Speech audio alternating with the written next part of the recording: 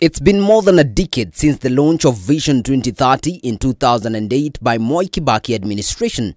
The next administration heralded the launch of the Big Four agenda, focusing on affordable housing, manufacturing, food security, and universal healthcare.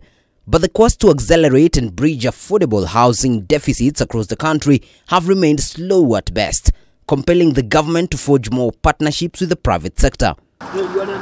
The partnerships have seen real estate developers turn their focus away from high-end properties which continue to remain vacant despite the growing population and demand. We've seen many people continue asking for houses with big balconies because we've seen them changing balconies into offices. We've seen quite a number of them asking for a house with a DSQ because some of them we've seen them using the DSQs as an office as well. But the sprint to bridge these gaps in housing has not been immune to challenges as bad actors in the private sector abuse goodwill extended by the authorities.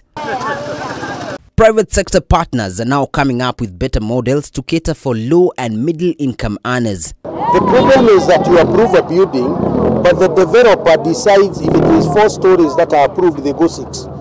So the most important thing is we have put all these multi-agency task force comprising of all the government departments to make sure that first when we license that goes on right, and NEMA and the National Construction Authority, everybody knows what is being constructed. But the failure to fully mainstream gender into all aspects of urban, population and housing planning prevents integration of women from other social, economic, political and cultural aspects.